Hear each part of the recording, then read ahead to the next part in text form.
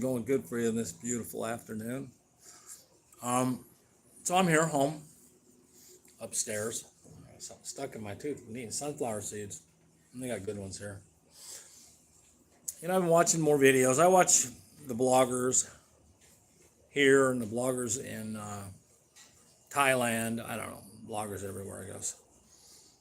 And it's a weird thing. All of them pretty much have the same thing to say. I guess I do too. Kind of the same things to say. So today it's just going to be a few random thoughts about what I know and what I see. First of all, one of the weirdest things that I saw somewhere was, how do you feel when you know that you have less time left on the planet? I don't know what this is, but I'm not going to deal with it. My phone's ringing and I just don't want to deal with it. When you have less time on the planet than you've already spent on the planet. Wow, it takes a lot of thought there. I've been here 70 years. How many more do I got left? 20? 10? Tomorrow? Don't know. But I do know that my family will be halfway happy. When I go, I've got them taken care of pretty good. They've got a nice home and a little bit of a rental property here and there. So, and my business. If they choose to carry my business on, they will be able to. So, it's up to them. And I hope they do. I hope they do continue on with my company. I think I gotta take a look and see what's going on here. Hold on. Might be the Shopee guy. See what's going on around my home. Might have been the Shopee guy. We get Shopee, and Shopee is like it's that kind of a weird miniature Amazon. I guess the best way I could say it. They deliver quickly. I don't know if this is any better on this side. I'm trying to decide which is the better direction to go. Get me in the sunlight that you can actually see me.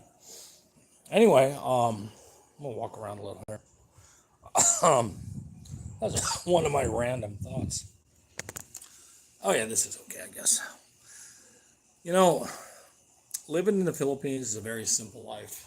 The people here are very simple. And, I see these guys say, oh, they got to have $5,000 a month to live here. And, oh, they have to have, $7,000 a month to live here. And I guess, I do, but you don't have to. The Philippine people here, they live on, I don't know, $500 a month. And they pay their electric bills, and they have families, and they eat, and they have new motorcycles, and but $500 or $600 a month. And you can all go, no, that's not possible. It is possible, regardless of what you want to say. I'm not saying that I want to live that life, that lifestyle, but if worse came to worse, you could live on $500 or $600 a month here, living just calm, slow. The food in the Philippines, it's extremely good. It's all fresh. My wife goes to the market almost every day, every other day probably, and gets fresh vegetables, fresh meat, fresh eggs, fresh everything. Fresh. It's great. So you eat healthy here. None of that preservative crap that's in all the food in the United States. Everybody's friendly. I haven't really and truly, since I've been here, I have met one guy that I thought was a turd since I've been here. And it was kind of my fault that he was a turd, but not completely. What happened was, I was riding our bike with my wife on the back, and this guy cut me off. And I blew it off, but then he cut me off a second time. And that kind of irritated me. Then he cut me off and almost hit me the third time, so I flipped him off. Just flipped him off. I pulled into the parking lot, parked. He pulled up behind me in his big pickup truck, I guess. And got in my face like, oh, I'm a tough guy. Almost as big as me. And I'm going to go to the cops. You can't just flip me off. I said, look, stupid, you almost killed me and my wife 3 times you almost ran into me. Well, you're lucky. All I'm going to do is just say, go away. And he's screaming, I'm going to get the cops. I said, well, we're going to be in the store. Go get the cops. I'll be here. I'm not going to go anywhere. And he left. That was it. He thought he was going to intimidate me. No, not going to happen. I'm 250 pounds and 6 feet 1, and I don't intimidate too easy. But really, that's the only time in 7 years that I've even come close to having any kind of a verbal altercation here. It just doesn't happen. It may happen in the bigger cities, like where all the expats are. Dumaguete, for instance. I don't even know where it is. I don't want to know where it is. Maybe Manila. I guess at Dumaguete is where there's a lot of bloggers there, I guess. That's only because there's a lot of expats, stupid, foreigners, okay? You're not expatriates, you're foreigners, okay? If you're an expatriate, I don't think you'd go back to the United States. You would live here and live the rest of your life out. You're not going to run home to mommy. And I don't know. I see a lot of really nice things about. I don't live in the big city. I live in one of the provinces. Like I said, we have rice field all the way around us. And we have a couple acres here. It's nice. And we're 10 minutes from the local city, which is pretty big. It's got 3 big grocery stores in it and, everything else. And we're 30 minutes from the next big town, which has got a SM Mall and Bonus Mall and some other crap, big stores anyway. So we can get pretty much anything we want. And then we're only maybe 45 minutes from like the Gupon, which is even a bigger city. So, I lived in the United States. I don't want to live in a city. And I surely don't want to live around a bunch of guys that are from the United States or from Canada or from, anywhere. I want to live by myself and my wife and my family. And I want to live the lifestyle that's comfortable here in the Philippines. And that's in the Philippines. No, I'm not going to bring the States with me to the place that I just left. I mean, to the place that I moved to. I left that place. I don't want it here. And I don't understand how. I just was watching a video and the guy says, yeah, Dumaguete is where the majority of all the expats are. Well, good. Keep them there. Let them wreck that part of the country. Who cares?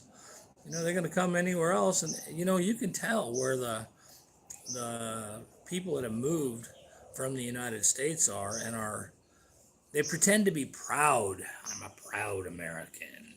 Don't be so fucking proud. Why don't you go back? Don't put your big ass American flag out on your Philippine property. What? What are you doing that for? You live here now. Don't act like you're this God person because you're an American or you're Canadian or you're European. You're not. On the pecking order, just because you have a little bit of money, you don't know crap here. You don't know. I keep going to the hollow block thing.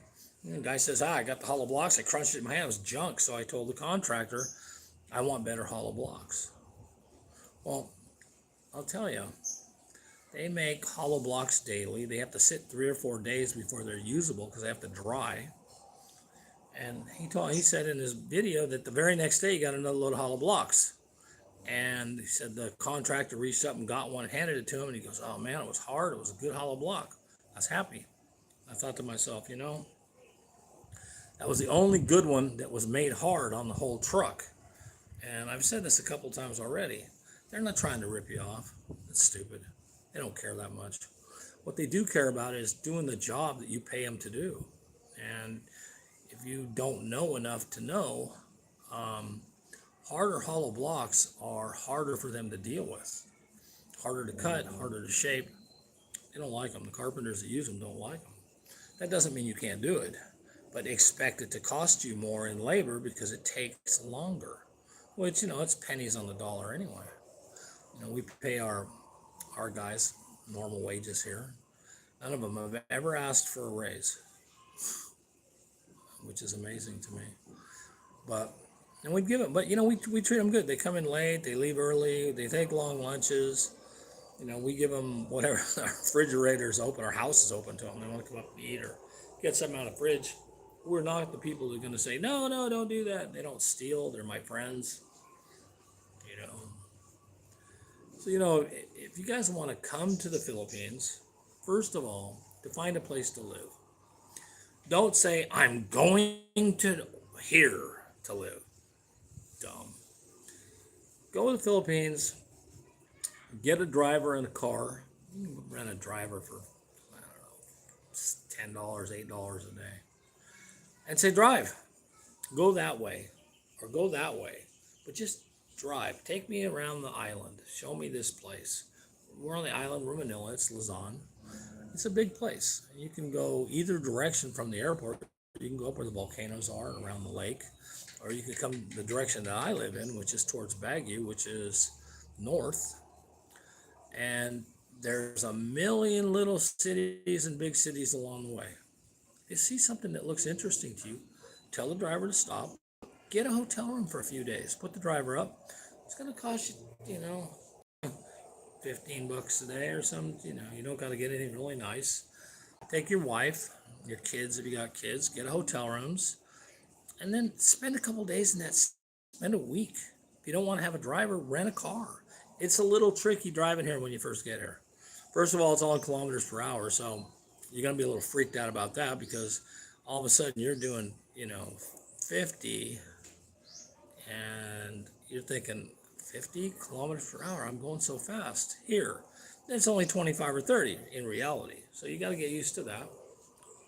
There's not really any stop lights or stop signs or yield signs or cops. There's no policemen really. So there's nobody, making you do the right thing. If you run a stop sign, you run the stop sign.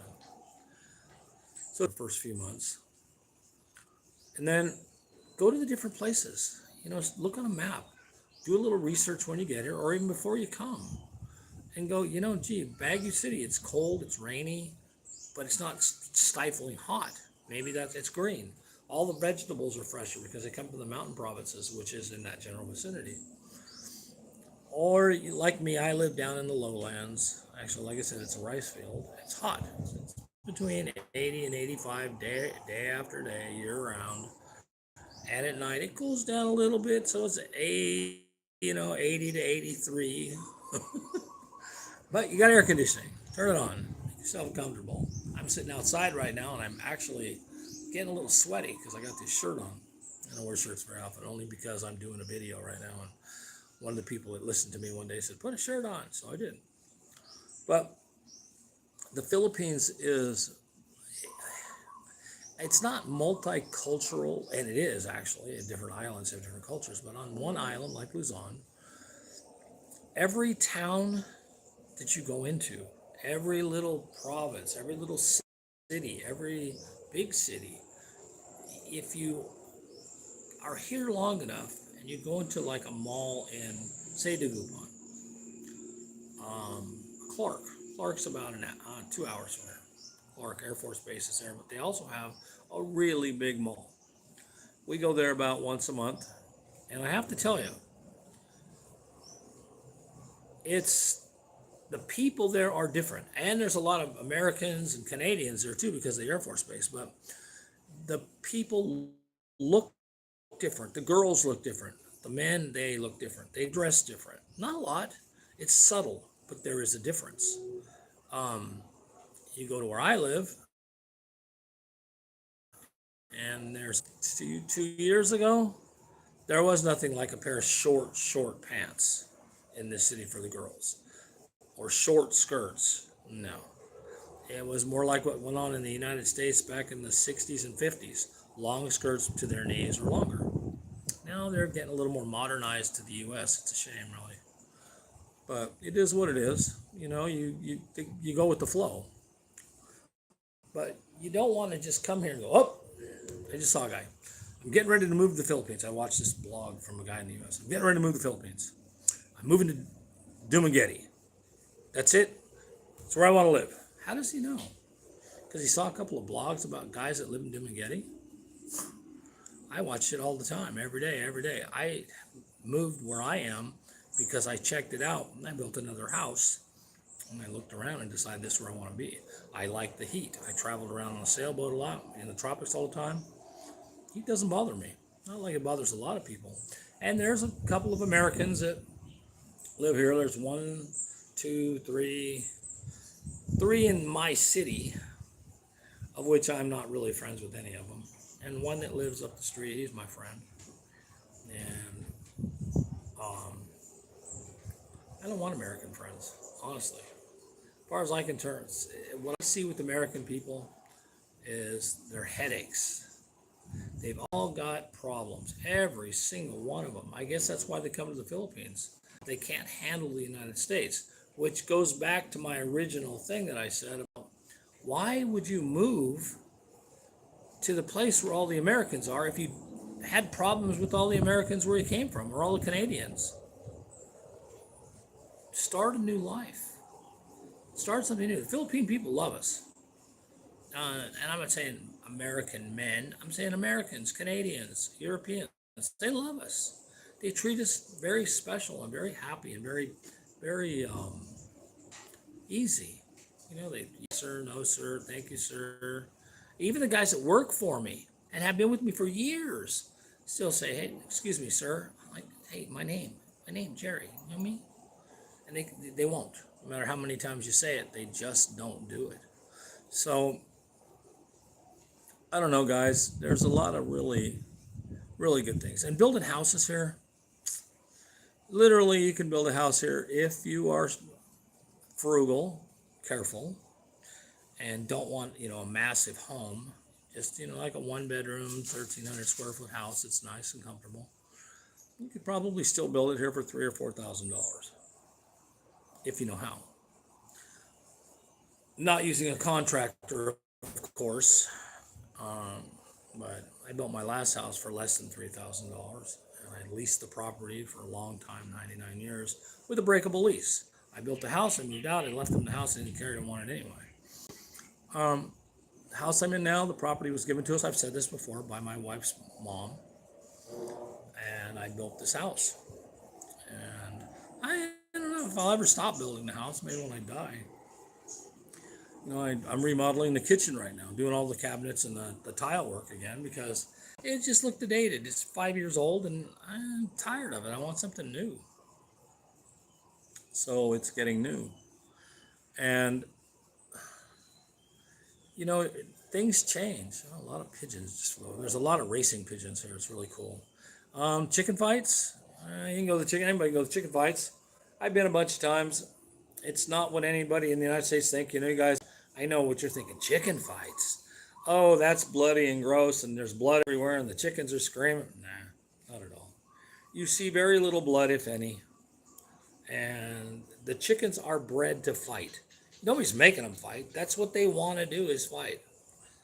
Again, it's like a couple of boxers. The only difference is they've got knives on. So, and they don't always fight to the death. They fight to the blade. They fight to the cripple. And they have doctors there, veterinarians, that are taking care of the crippled chickens. If they think that chicken's going to live, they sew it up, they stop it from bleeding, they take care of it, they wrap it up, because chickens are expensive, and the males, that they're fighting are breeders. So they don't want them to die, they want them to win, and if they don't win, they don't want them to die because they're still breeders, even if they can't fight again. And a lot of the chickens go back into the ring 3 or 4 times. So it's not something that's gross. So you can bet 50 cents, you can bet 20 cents. They don't give a crap. You can bet anything you want. You bet $1,000. They'll take your money. Wow. I thought they just eat the chickens. No, they do eat some of the dead chickens, but most of the chickens, I'd say, in a chicken fight that you watch the chicken fight, okay, if you spend 3 hours there, you probably see 20 chickens fight. Yeah, maybe more, maybe less. Out of the 20, maybe less than a third of them actually are killed. Most of them, they put down, if it's crippled to the point where it can't live, can't walk, can't survive, they'll kill it. And yeah, they do turn into barbecue, I'm sure. But if it's savable and they can use it either for a breeder or refight it, they will. They use them sometimes, if they don't die, they use them for training. They teach the other chickens how to fight each other by taking the crippled chickens. They're not crippled, but the ones that fight that they're not gonna use in the ring again.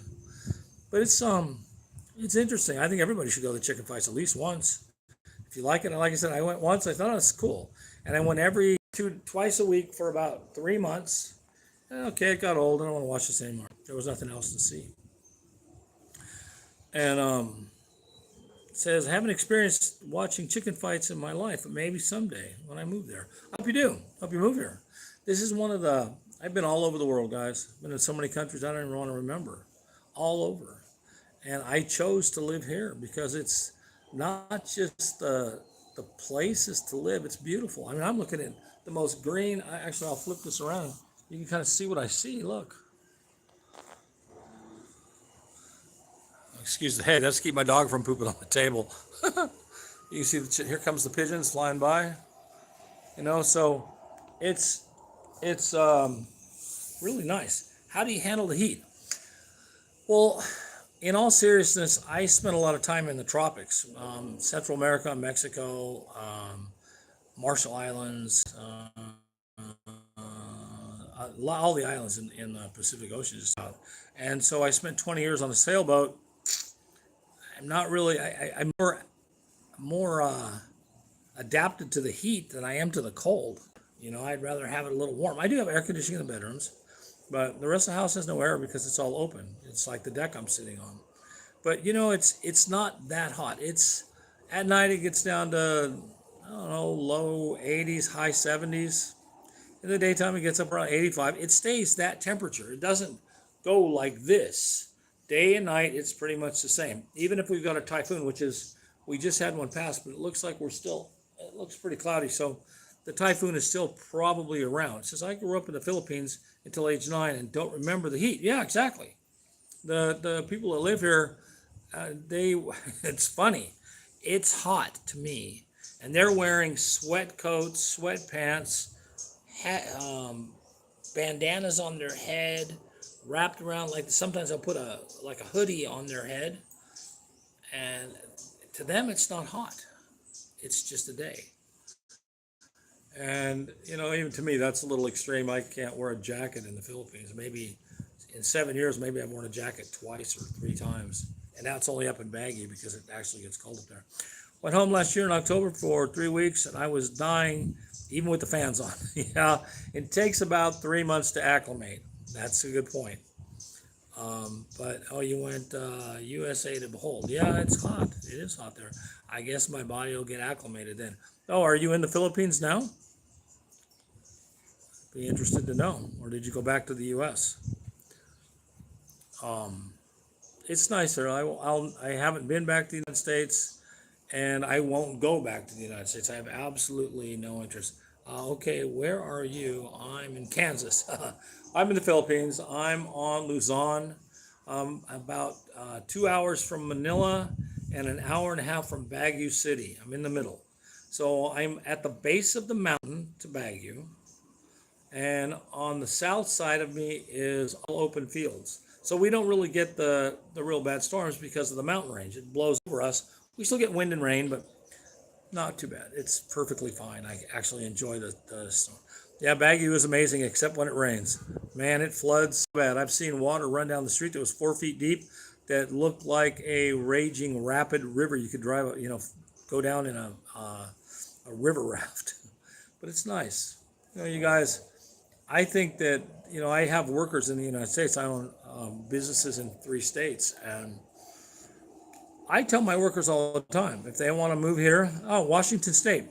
I have workers in Washington State, actually, near Seattle, and Tacoma, both. Anyway, I tell my workers that if they want to move here, they're all, and their oldest one, I think the oldest guy that works for maybe 40, maybe 35 is about it.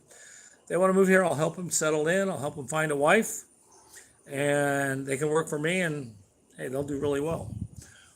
Somebody who works for me here would be very wealthy if they moved here. And, you can own, in the Philippines, you guys, my dad was in the Navy. Oh, yeah. Here, you guys, you can have things that you can't have there. You can. I have on my property, I've said this before, you guys watch some of my videos, you can see the pictures, but we have a tennis court or a pickleball court. We have a miniature golf course. I have a couple of, you can apply. I'll give you some information here before I get off. and you can apply for a job. We're all a bunch of mechanics, work on cars and boats and whatever. Anyway, like I said, a pickleball court. I have a couple of like carnival rides out in the field. We've got a 30-yard by 60-yard garage that we use to make custom sidecars and toys. We've got a sauna, a real hot sauna in the Philippines. It takes a lot of brains to build that one. I've got 2 jacuzzis. One is up on the top floor and one is on the middle floor. And one's hot and one's cold. I've got a big swimming pool. I've got 2 private bars. One of them you walk across a bridge. It also doubles as like a guest house. And then we have the one downstairs, which is like the living room of the house. The steam room. Yeah, you could have a steam room here. Just go in and sweat. It steams. So the downstairs doubles as my resident party bar for me and my friends when we come over. If the people I don't really know well, we take them over to the other bar. I don't really take them down to where my high dollar alcohol is. They're a bunch of Philippine people. They won't even understand what $200 bottle tequila is. They'd rather drink $3 a bottle gin. So, but I still treat them periodically. But yeah, you can have anything you want here. If you come here in your 30s or early 40s and have either money coming in somewhere or have something like what I do, then you can easily have anything you want. You can build a house. Don't plan on building your house in a week. It took me 3 years. Well, it took me 2 years to move into my house, and we were living in the other house. And then 5 years, I'm still building. It's done completely, but I'm still building, and I'm talking about repainting the whole house now, which will be a hell of a chore. But I'm still talking about doing it, and we'll spend a few months doing it, and it'll get done. And if I do it, I'm not really sure I want to take over that problem. That's a big job. But you can have anything. You want a big swimming pool? You want to build yourself a resort? You can. And the guy behind me's got this gigantic fish pond. Oh my God, it's a big circle around the property, and I'm going to say it's maybe 300 or 400 meters on each side, maybe 100 meters between the two. And it's just a big circle, and it's got, right now there's no fish in it, but I have an unfinished house in Bohol. I have no ceiling yet, etc. Yeah, I have all cement roofs. I poured all the roofs in my house because of the insulation factor. On top of them, I use something called Aircrete. You can look it up online, Aircrete. It's good for soundproofing and it's good for insulation. It's just basically cement that you make soap bubbles with, kinda. But you can make the stuff to do it in the house. I mean, we make it here we make it in a 55-gallon drum or a 5-gallon bucket, and we use it as we need. It comes out kind of like cement styrofoam, more or less. Cement the roof for hurricane. Yeah, and that's what we did. And like I said, check into Aircrete. Sounds just like it. And there's bunches of videos on YouTube about it, how to make it, how to make a machine to make it.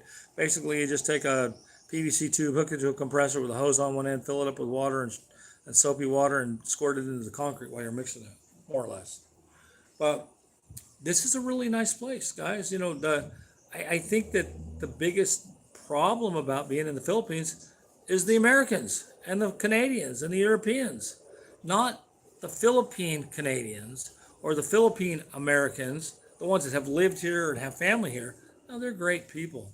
They come here and they treat their families really well, and it's nice. Yeah, well, I actually have some videos if you look at my video logs. But it's the ones that have never been here, have never been out of the United States. They come here going, oh, I'm in a new country. And then the first thing they do is they get ripped off at the airport, having to buy a SIM card for way too much that does absolutely no good for anybody. And then they get a taxi that costs them too much because they're not smart enough to know that, ask the taxi how much it costs. If it seems too much, don't get in it. If it seems okay, pay him then, so you don't get ripped off at the end of the ride. It says, oh no, you got to pay me $1,000 more. No, don't do that.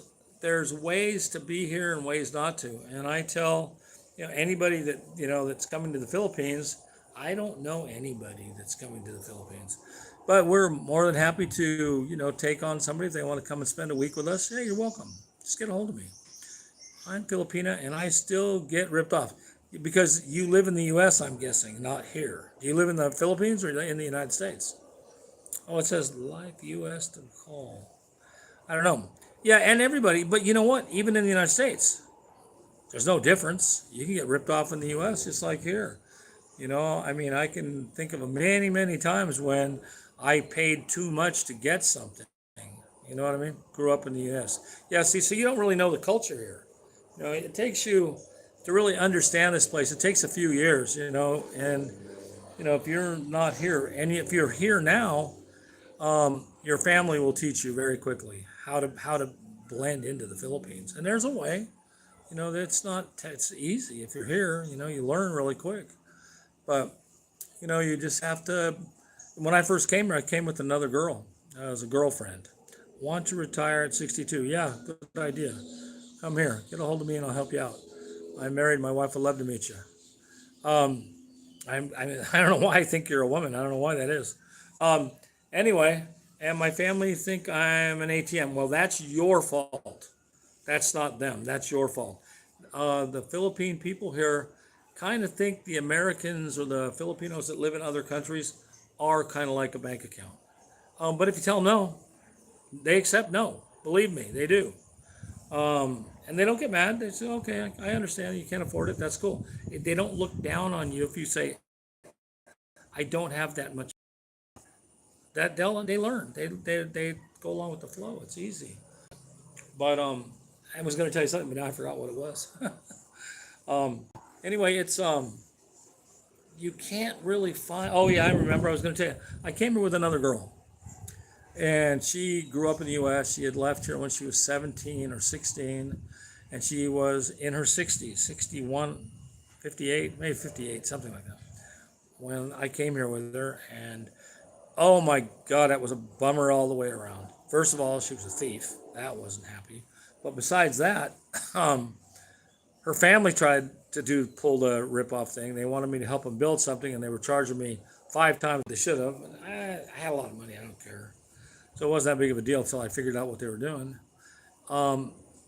And it was just, she had no idea about being in the Philippines, like you don't.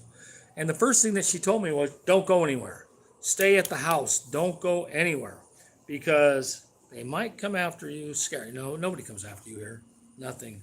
Maybe up in one of the big cities, Baguio or Manila, but not the province. The province, we don't even, it's not like that here. Trust me, it's totally calm. I walk around at 3 o'clock in the morning by myself. My sister-in-law, I got a bug crawling in my ear. My sister-in-law by herself walks around 3 o'clock, 3:30 in the morning, takes a walk by herself for exercise every day. It's not dangerous. There's all kinds of ladies and men walking around late at night. And she's in her 50s. Maybe she's in her 60s. I don't even know how old she is.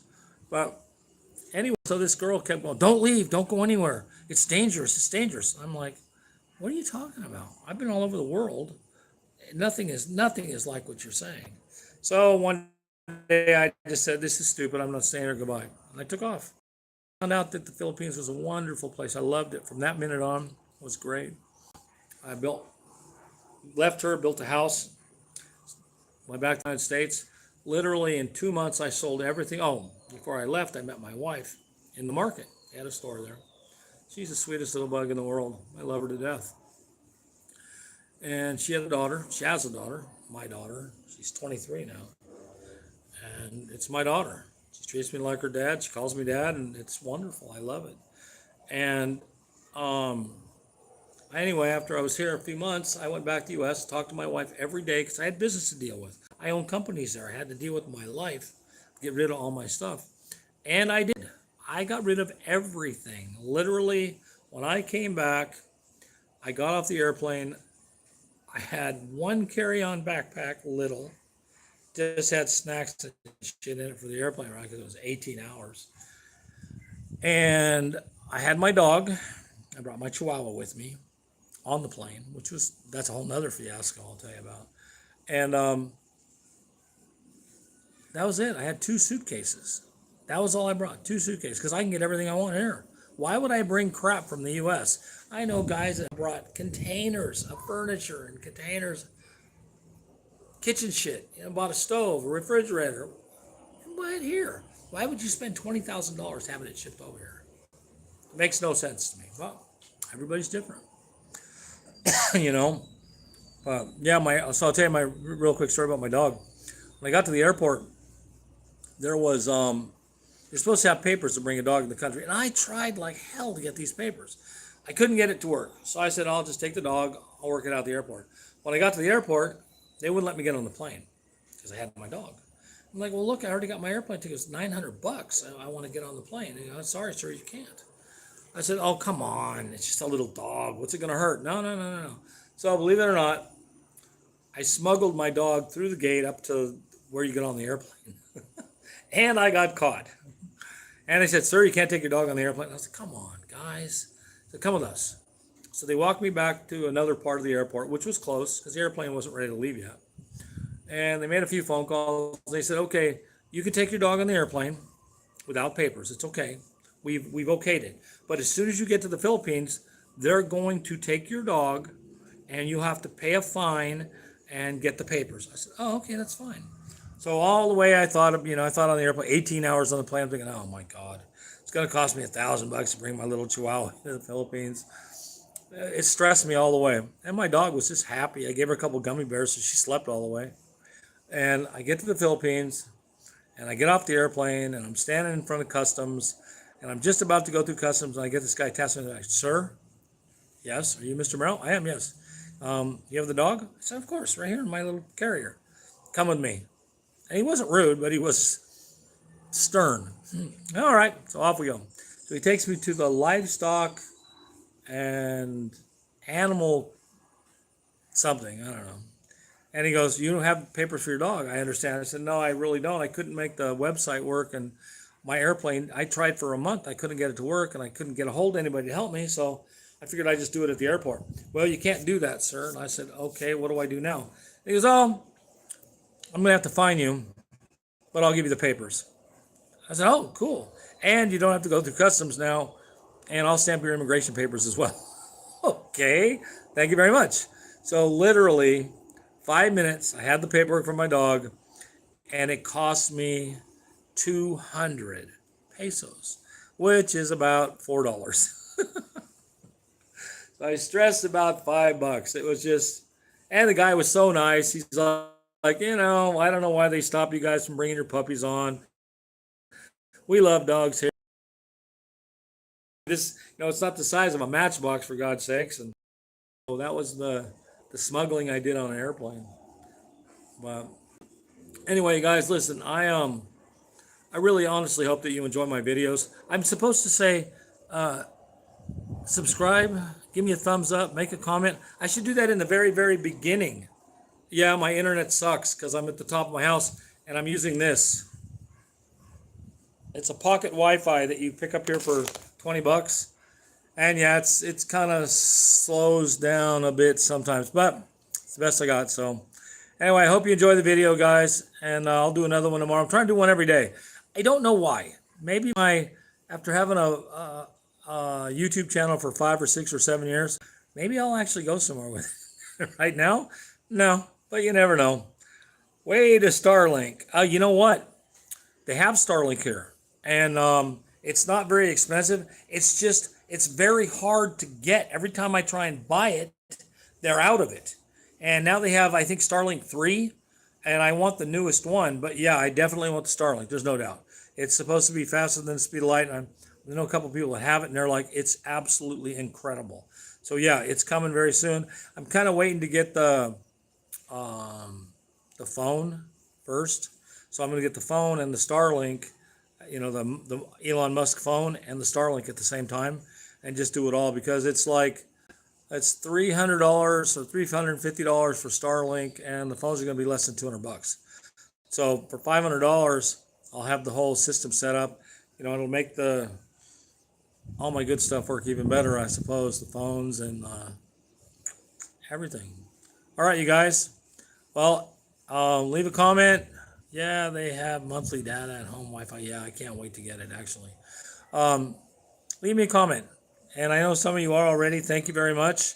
And, I hope I really just hope you guys enjoy the videos.